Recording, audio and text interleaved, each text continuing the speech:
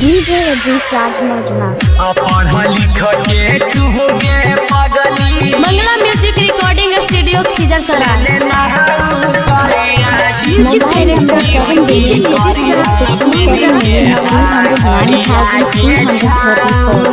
आगे भोरे भोरे जाही छौड़ी करेला पढ़ाई गे अब ही 4 बजे सिखही सिलाई गे। भोरे भोरे जाही छौड़ी करेला पढ़ाई गे अब ही 4 बजे तू सिखही सिलाई। रोजा करही पढ़ाई की चढ़ाई करही अभिला 2 साल से मैट्रिक के तैयारी करही गे। छौड़ी गे तोहरा से पहिले हो गेलू पढ़ के पास गे है छौड़ी आया बाकी हमी न पासता कर देथुन बाबूजी बास गे छौड़ी बास गे छौड़ी।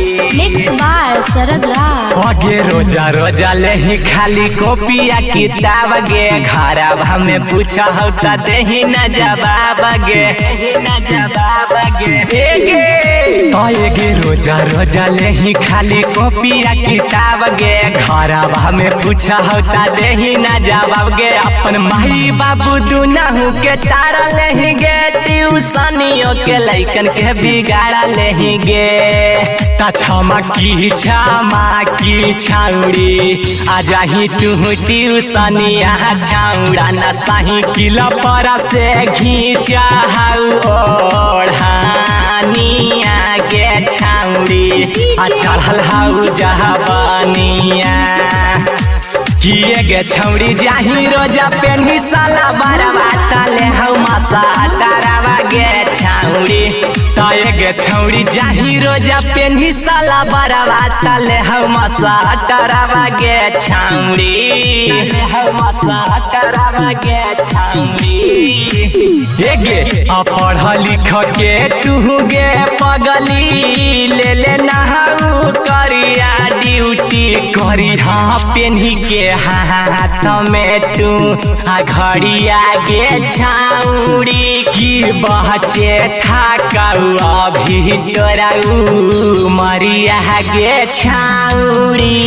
ये गे छौड़ी ट्यूशन में मारो मसा टरवा फेंकी दसा टरवा गे छौड़ी किए गे ट्यूशनिया में मारो मसा टरवा फेंकी दसा टरवा गे छौड़ी गे।